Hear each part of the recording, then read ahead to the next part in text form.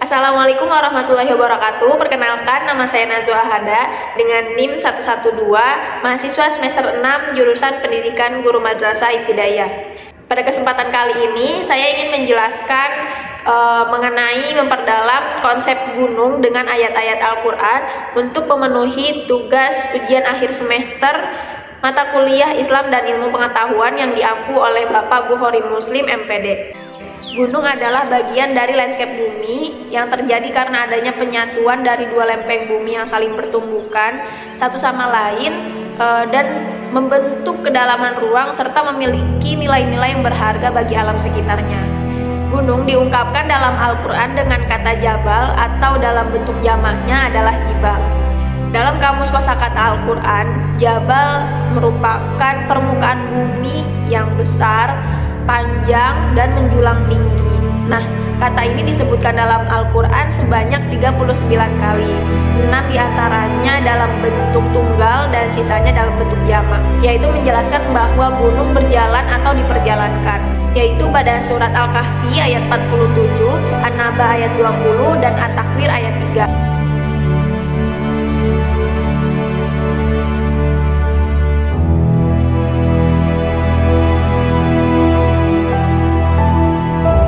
Dalam ayat ini dijelaskan bahwa gunung-gunung pada hari itu tidak lagi seperti sedia kala, tetapi akan diguncang sehingga hancur lebur seperti kabut yang dari jauh kelihatan seperti bayangan air.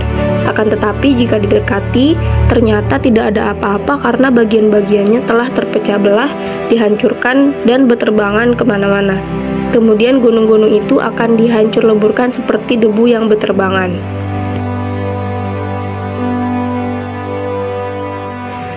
Ayat tersebut menjelaskan apabila gunung-gunung yang demikian tegar dan kokoh dihancurkan hingga luluh lantas menjadi pasir, kemudian dihempaskan oleh angin dahsyat dengan mudahnya seperti gumpalan kapas raksasa yang berterbangan. Selain kata jabal atau jibal, dalam Al-Quran juga menggunakan kata rawasi.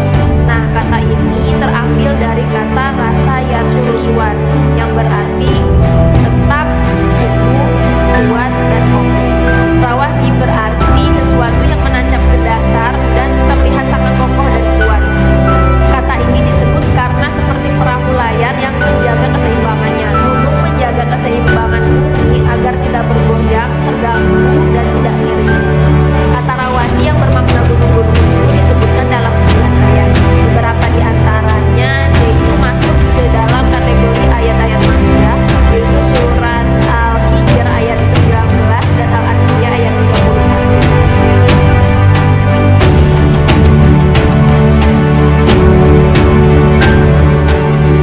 Usai menyebut tanda kekuasaannya di langit, Allah lalu beralih menyebut tanda kekuasaannya di bumi.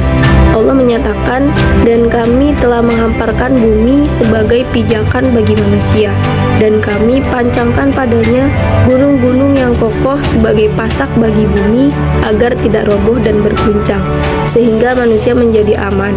Serta kami ciptakan dan tumbuhkan di sana segala sesuatu, seperti tumbuhan yang beragam, menurut ukuran yang seimbang dan tepat, semuanya demi kemaslahatan makhluknya.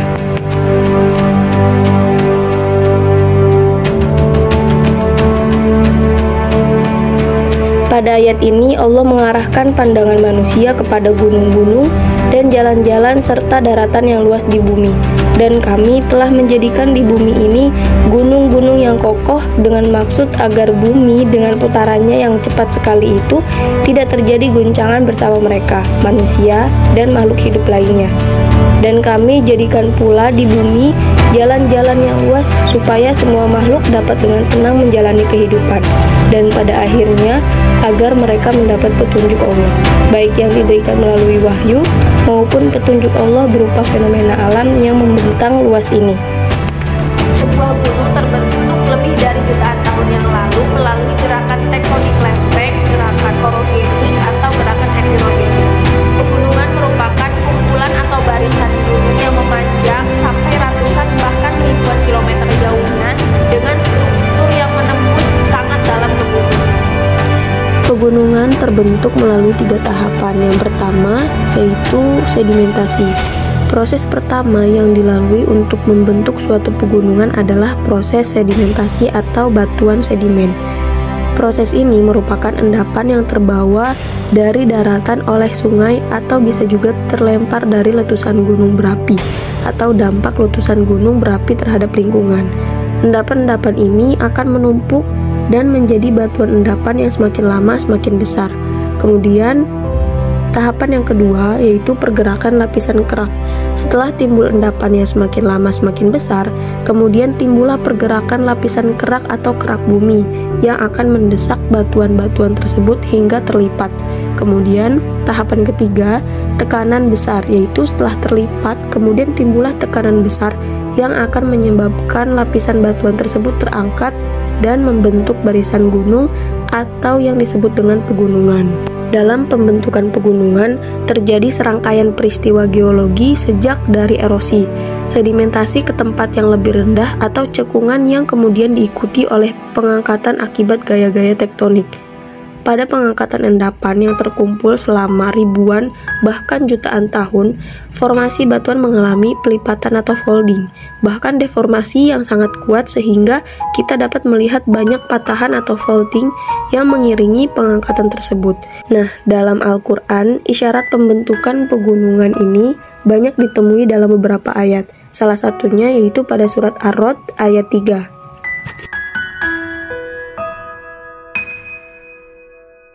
Allah melalui ayat ini menjelaskan perihal bumi dan isinya. Dan Dia yang Maha Pencipta adalah Tuhan yang juga menghamparkan bumi untuk tempat kamu berdiam, dan menjadikan gunung-gunung yang beragam tingginya dan sungai-sungai yang mengalir di atas permukaannya.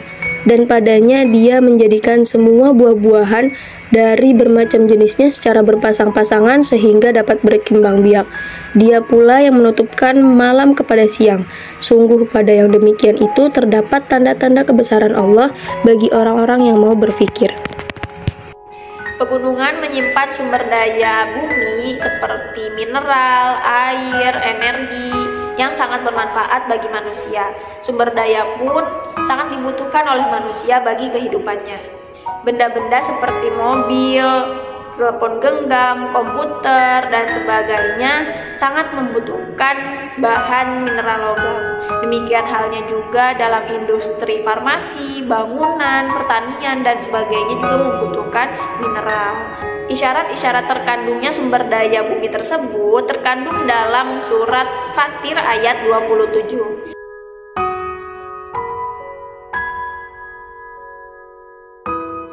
Allah menyebutkan bukti-bukti kekuasaannya di alam semesta yang dapat disaksikan oleh manusia.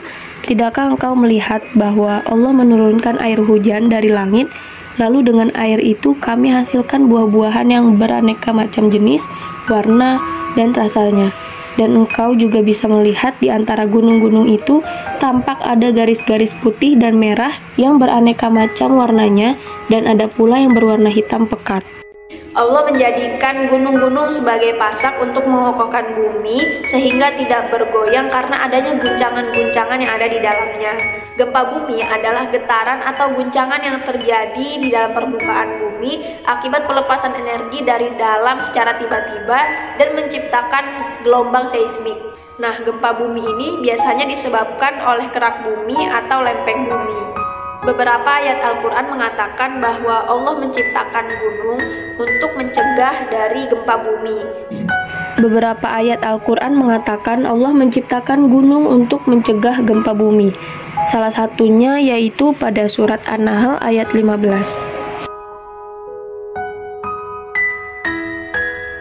Allah Subhanahu wa Ta'ala juga menyebutkan nikmat yang didapat manusia secara tidak langsung. Dia menciptakan gunung-gunung di bumi supaya bumi itu tidak goncang. Dengan demikian, binatang-binatang serta manusia yang berada di permukaannya dapat hidup dengan tenang.